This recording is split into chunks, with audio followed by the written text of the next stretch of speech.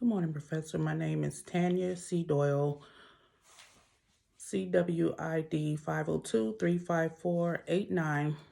And today I'll be doing Capstone 2, basically my four aspects of my reflection on my leadership ability. The first one will be your leadership ability, basically reflecting on when you began the organizational leadership program. Mine, in layman terms, I really don't feel like I had any leadership ability. Whenever I would fill out a resume, I was unable to put any type of leadership. I could only do manual labor, or perhaps I could work a physical job, but not necessarily a job whereas you have to do any analytical thinking or per se writing, or if I want to go into human resources, I just didn't have the skills nor background to do it. I may have been able to articulate and speak properly, but I was unable to actually do the work that was required to do the job. So I feel like basically when I started the program, I did not have those skills, and this program actually taught me a lot of those skills, which I'll touch on and go into more in depth as I go along with the video presentation. The things that I felt like I knew about a leader, I knew that a leader needed to be strong, charismatic, be able to have people follow them. You have to be able to lead people.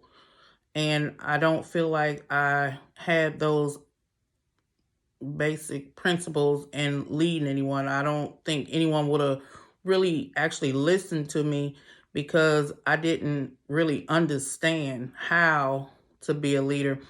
I just knew how to come to work, do my job, do my 8 hours, and go home. I never knew how to do a lot of things per se as far as being a leader. I believe where it says what key areas of learning occurred during the applied major courses. The two classes that I will touch on, the first one would be the data-driven decision making. I feel like out of the two classes that I've chosen, I only chose two for time's sake, but this class had to have been, I don't want to say the hardest in the program, but this is a class with my background that I felt like pushed me the most. This class was excruciating. I felt like I was going to actually drop out of school. This class wanted me to take the interpretation and translation of data into information for the benefit of internal and external consumers. And I was like, what is this? I sat night and day. Someone coming from my background, I had never even did the data entry as far as when you go into the points and you had to go inside the computer. I never even touched that side of my computer. I didn't even know what it was. I went in for tutorials. The good thing was they do offer it at your local library for free. You can go and sit in the class. They had to teach me how to do PowerPoint. I had never touched that side of my laptop. I didn't even know what PowerPoint was. I'd seen it in videos, of course, like anyone else. I've seen it on movies, but I per se had never done PowerPoint. So with that being said, it was something new. And like anyone else, when it's something new and it's presented to you, you're often intimidated by it. And I was hugely intimidated. In this class, the professor was like, you can do it.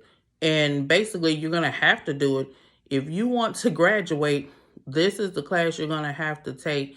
And there's no getting around it. There's no going and taking another class or try and take basket weaving 101 to try and get past it. You're going to have to take it in order to graduate from this curriculum. So that was the first class. My second one is going to have to be my favorite professor, but Capstone 1. This class was so hard. I had never done the professional paper that the professor was requiring. And I thought that I was actually good and I could actually write my paper. I submitted my paper. It came back with more red marks. It looked like it was a gunshot wound on my paper. It was just all incorrect. And she actually taught me how to write the paper, how to do the footnotes. I mean, she was very informative. The professor is so great. It's like you don't even know, I couldn't even, words can't even express how this program have professors who will go in with you, and it's online, and they will help you. They will walk you through it. They will teach you how to do things. And you, to just my experience, I don't really feel like, because I've been in both settings, in the classroom, face to face, and online, and it just seemed like the professors are more inviting, and they actually take the time and they have the time to sit there with you and do the work with you. It's like they're holding your hand, for lack of better words, and they will walk you through each process one by one. And I really appreciate that online. And my professor for Capstone 1, those will have to be the two hardest classes in the program. And anyone who has to take them will see what I mean. Unless you're very good at PowerPoint, then you won't have any problem. But someone like myself, with my background, I had a lot of difficulty with that. The third thing I'll touch on, the professor wanted us to describe yourself as a leader. Now, okay, I noticed the difference, because before I wouldn't say anything. I wouldn't speak up. If I didn't agree with a policy or anything at the workplace, I would just be quiet, be like most employees. You go to the water cooler and you discuss it among yourselves. You don't say anything. Versus now, I don't know if this program has actually created a monster, but I'll actually speak on it. And you'll actually have other employees that come to me and say, Miss Doyle, do you think this is right? And I'll be like, no, I don't. And I will actually ask for a conference. I will do it correctly. I will ask for a meeting, and I will discuss policies and explain to them why we don't feel like it's correct, to the point that I've been nominated to become a steward for the union. So I was like, that's something different that I noticed about myself. And I'm kind of liking it. I really do, because I would never speak up or say anything in regards to my place of employment, because I was so afraid that, okay, they're going to fire you or you're going to be terminated. Versus now, I feel like you have a voice and you have to speak up.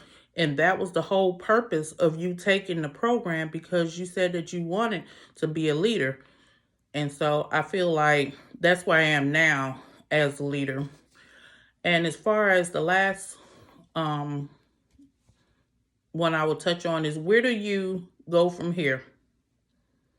That's a question I would like to really see come into fold. I want to eventually become a principal. I want to go into education. I see myself in administration one day, hopefully. I'm really I really do like children a lot, and so therefore I picked education. I'm gonna see if that's gonna, come to fold. I would have to get my accreditation. That's one thing. If I'm able to get on with the school after graduation, I would have to get accredited, and I will be working essentially every day, as well as like I am now in school, getting my accreditation. What do I need to continue my leadership journey? I feel like I need to actually sharpen up on my PowerPoint. I would need to sharpen up on being able to articulate and speak properly and speak well to my audience. I would need to make sure that format is professional and always be able to interact with my students so that they can understand what they're doing and I can actually teach them. But as far as what else do I need to continue my leadership journey, I feel like that will be the gist of it. And I feel like at this point, if I want to go on into education, I think that I would need to further my education as well and attempt to try and get my master's. It may be a long journey. It's probably going to be hard. I don't know how I'm going to do it. But the thing is, when I started this program, I didn't know how I was going to do it. And here I am in Capstone too. So I look forward to perhaps submitting paperwork, trying to become a student in the master's program. And so that's where I plan on continuing with my leadership journey. Thank you.